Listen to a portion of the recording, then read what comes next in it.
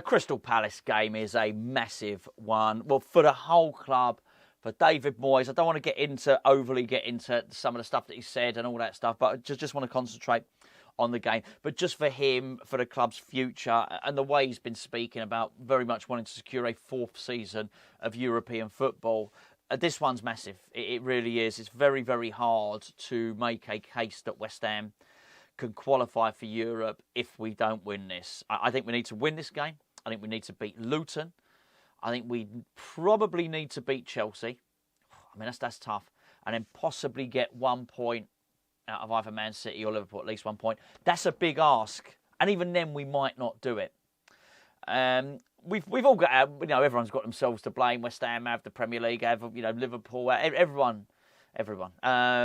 Because, the coefficient, apart from Aston Villa, basically everyone let the side down. West Ham are part of that. Also, you've got to be in a position. I mean, Tottenham it was quite interesting, actually, listening to Tottenham. Because if you remember, a week ago, Mickey van der Ven was saying he doesn't care how West Ham do in Europe. It's about Tottenham. Tottenham just going to, concentrate on their stuff and get into the Champions League.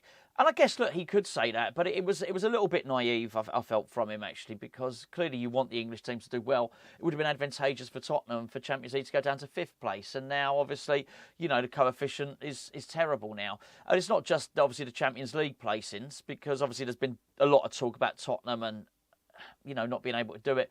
But it's the fact that the Conference League place won't go down to 8th now, which makes it tougher for everyone, really, which is going to be a really hard ask for West Ham, which makes this a really, really important game.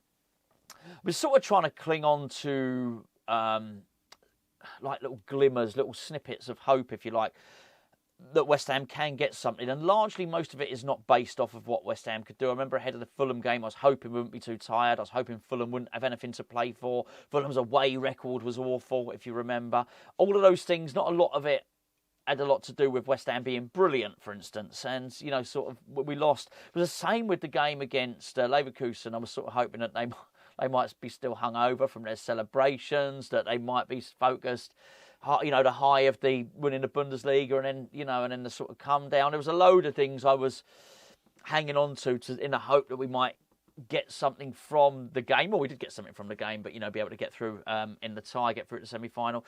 It didn't happen. And I found myself doing it again with this game against Crystal Palace, and it was a case of me thinking, well, hold on a second, maybe Palace don't have anything to play for. And they don't, really. They're too good to get relegated, and they're not going to be able to get into Europe next season.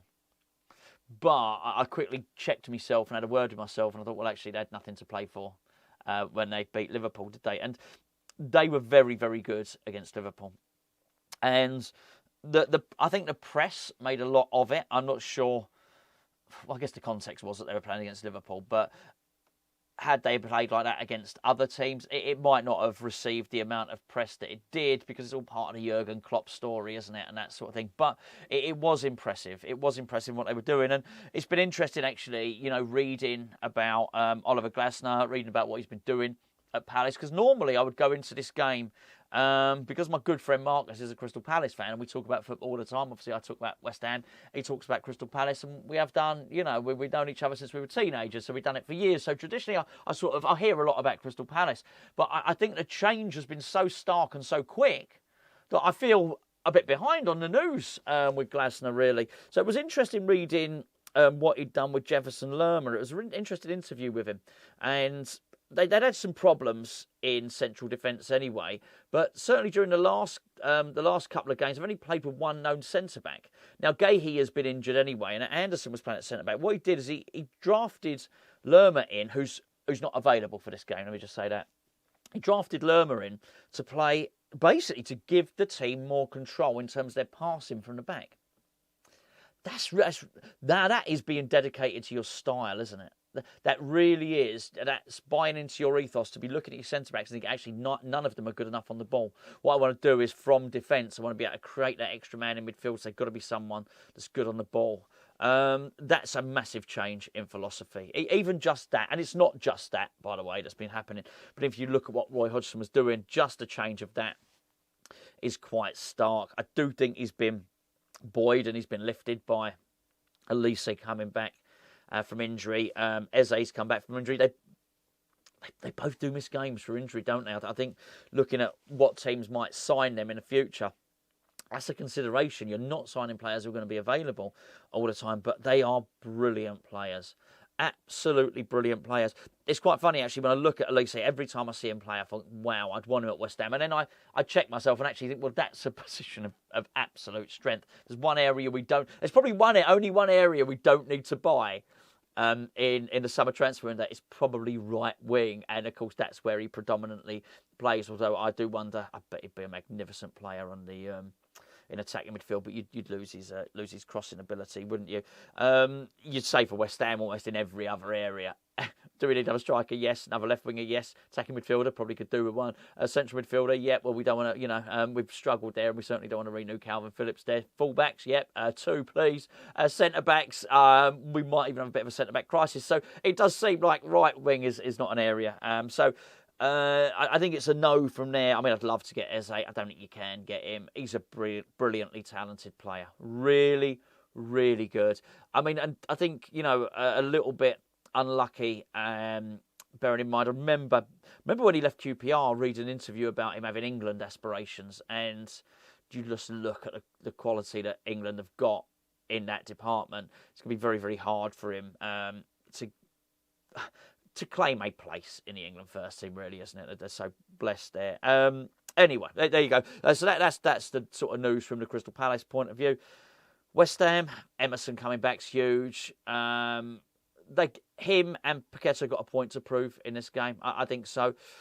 That sequence of events that I said probably needed to happen, beat Palace, beat Luton, beat Chelsea, and then maybe get a point elsewhere. Look, it seems like a tough ask, particularly the way we've been playing. Not the first half against Leverkusen, obviously. If we played like that for all of these games, I think we'd stand a chance. I'm not sure that we will, but if we're gonna do that, then I do think Emerson and Paqueta would play a large part of it.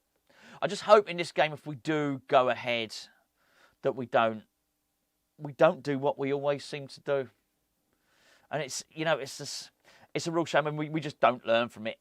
We got the warning sign, and it's been happening long before that. But if you just look at recent form, Aston Villa, that was the warning sign. We dominated, we got in the lead, we sat back, let them back into it.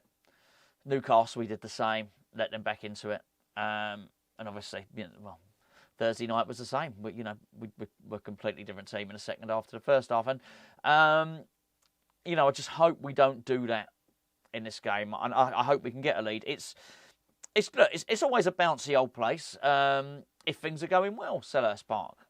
But if West Ham score an early goal and we make them frustrated, and whilst it's very very noble in terms of what Glasner's doing in terms of playing it out for the back and all the rest of it, even once you've accepted that, they still will only have one centre back playing probably. I mean, and they might even have Nathaniel Klein. Honestly, I honestly thought he'd retired. I was surprised to see him there.